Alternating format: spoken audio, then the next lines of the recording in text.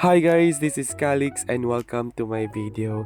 And today, February 5th, isasama ko kayo sa pagpunta ko sa Alcos dahil makikipagkita ako sa aking pinsan na galing Pinas at bumalik siya dito noong January 30th.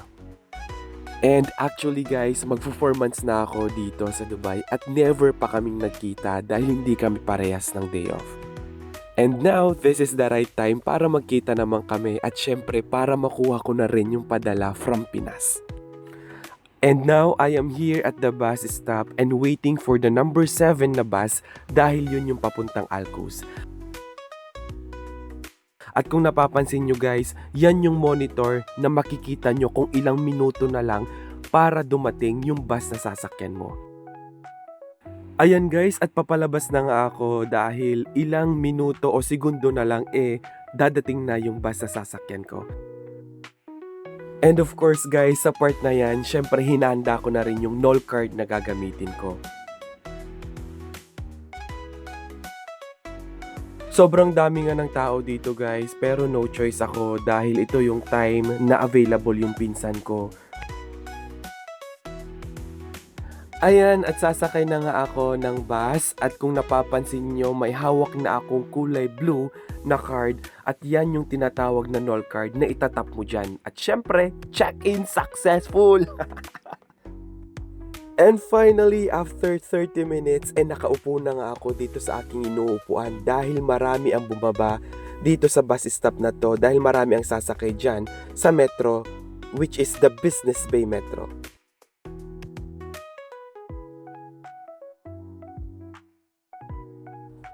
Sa buong biyahe ko papuntang Alcos, ito yung pinaka the best na view na gustong gusto ko dahil noon napapanood ko lang to o nakikita ko lang sa TV, sa internet, but now, wow, andito na ako at nakikita ko na yung part na yan.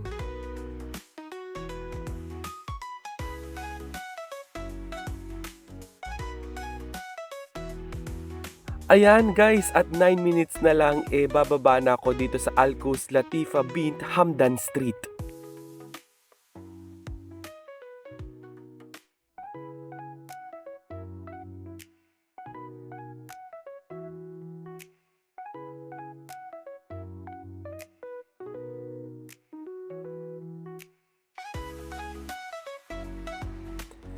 Ayan, at ako'y naghahanda na nga pababa ng bus at syempre yung NOL card kailangan mo pa rin itap dyan bago ka bumaba.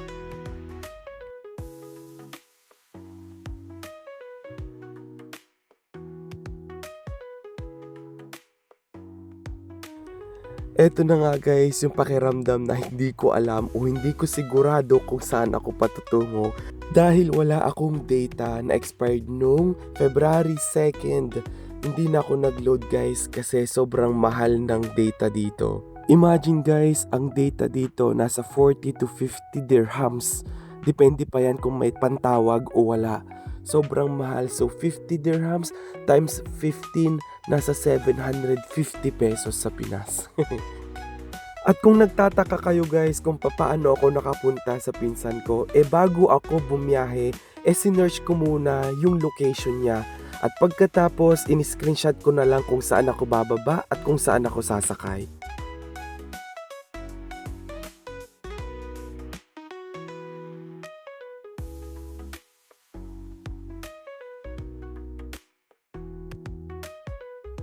Ang sabi nga ng pinsan ko, magkita na lang kami sa Al Kahil Mall at yan nga yun guys. Pero sabi ko sa kanya, mas maganda kung ako na lang yung pumunta sa location mo para hindi ka na maglakad at hindi gahol yung oras mo. Lalong lalo may pasok pa siya ng 11 AM.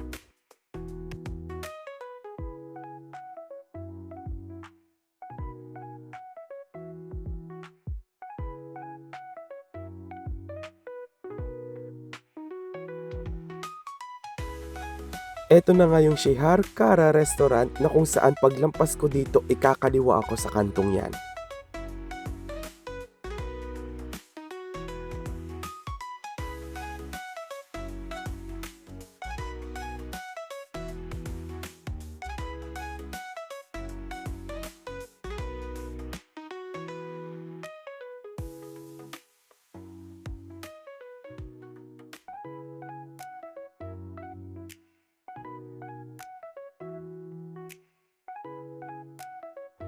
Ayan guys, alam nyo ba sa part na to habang naglalakad ako, feeling ko nasa Tondo lang ako. Ewan ko ba kung bakit.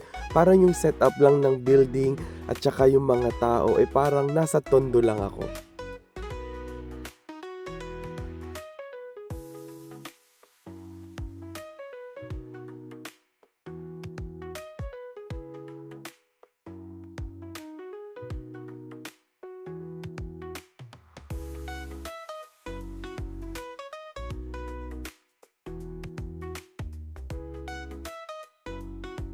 Ayan at nandito na nga ako sa Farneck Building na kung saan after that building, yun na yung accommodation niya.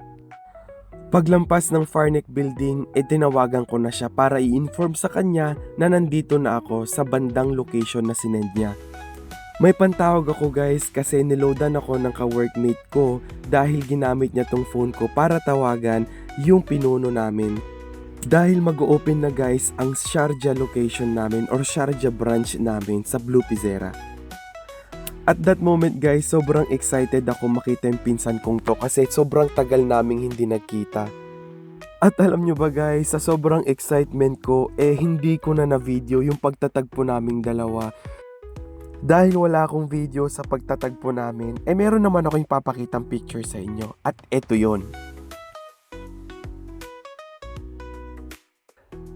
At itong part na to guys, pauwi na nga ako. Bumalik lang ako kanina kung saan ako bumaba. At syempre, ang sasakyan ko, same number pa din, ang number 7 na bus. Ayan guys, pasakay na nga ako and kailangan ko pa rin itap yung card. Kasi guys, just to give you a heads up, once na may mga checking at hindi ka nagtap ng card o wala kang null card, matik yan, may fines ka. Nasa around 200 o 300 dirhams ata ang fines. At kwento ko na rin pala guys, nasa 5 to 10 minutes lang yung pagtatagpo namin yung pinsan ko kasi may trabaho siya ng 11 AM. Nandito na nga ako sa bus station or Alcos bus station na kung saan magta-transfer ako ng bus pero same number pa rin naman ang 7 bus.